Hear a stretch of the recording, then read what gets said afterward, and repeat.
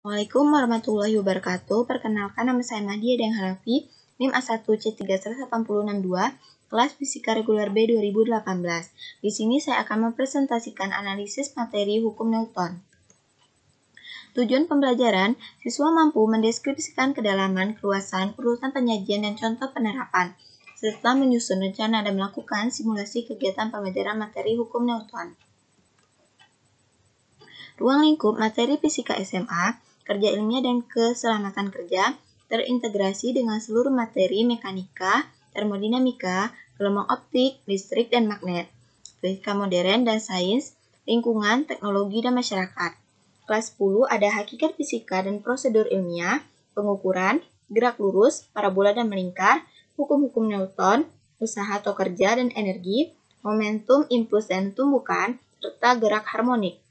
Kelas 11 ada kesetimbangan, dinamika rotasi, hukum Hooke, fluida statis dan dinamis, suhu, kalor dan perpindahan kalor, teori kinetik gas dan termodinamika, gelombang, bunyi dan cahaya, alat-alat optik, dan gejala pemanasan global.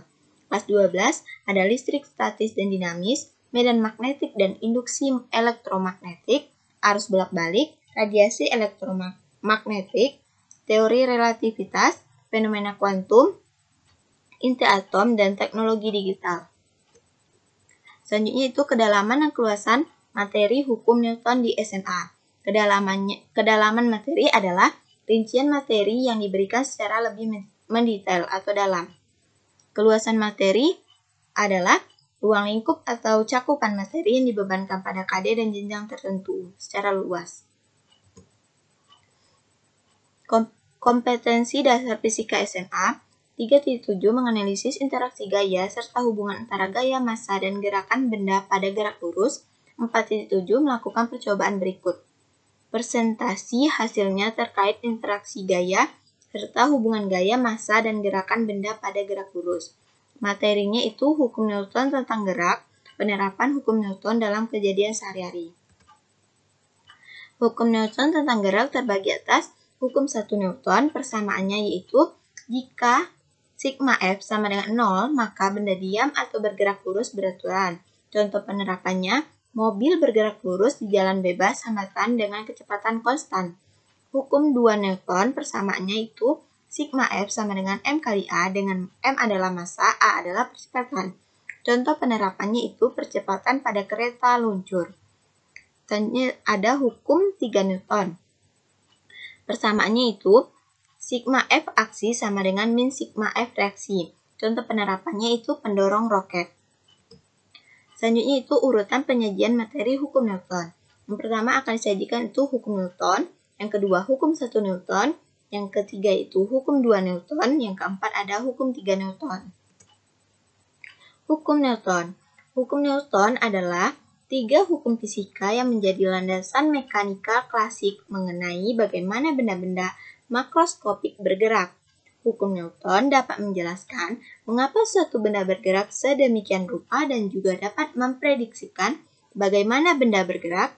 Hukum Newton ditulis oleh Isaac Newton dalam karyanya Philosophiae Naturalis Principia Mathematica yang diterbitkan pada 5 Juli 1687, mengungkapkan 3 hukum mengenai mekanika klasik yaitu hukum 1 Newton, hukum 2 Newton, dan hukum 3 Newton. Hukum 1 Newton. Hukum 1 Newton berbunyi, jika resultan gaya yang bekerja pada benda sama dengan 0, maka benda yang mula-mula diam akan tetap diam, dan benda yang mula-mula bergerak lurus beraturan akan tetap bergerak lurus beraturan. Hukum 1 Newton dikenal juga dengan hukum inersia atau hukum kelembaman. Secara matematis, hukum 1 Newton dirumuskan sigma F sama dengan 0. Keterangannya itu sigma F adalah resultan gaya dengan satuan kilometer meter per sekon kuadrat. Penerapan hukum 1 Newton ketika kalian sedang naik mobil atau kendaraan lainnya, jika mobil semula diam, kemudian secara tiba-tiba bergerak, kalian akan terdorong ke belakang. Jika semula mobil melaju kencang, kemudian direm mendadak, kalian akan terdorong ke depan. Kejadian ini terjadi karena kalian berusaha mempertahankan keadaan semula. Selanjutnya itu hukum 2 Newton. Hukum 2 Newton berbunyi, jika ada resultan gaya yang bekerja pada sebuah benda, maka akan dihasilkan suatu percepatan dalam arah yang sama dengan resultan gaya.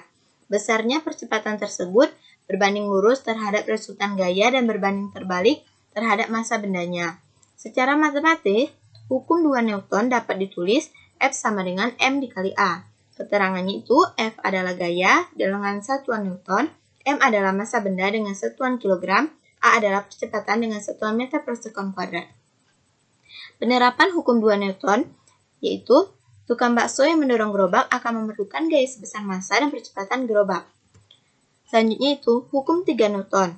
Hukum 3 Newton berbunyi, jika benda 1 mengerjakan gaya terhadap benda 2, maka benda 2 mengerjakan gaya pada benda 1 yang besarnya sama, tetapi dengan arah yang berlawanan dengan arah gaya dari benda 1.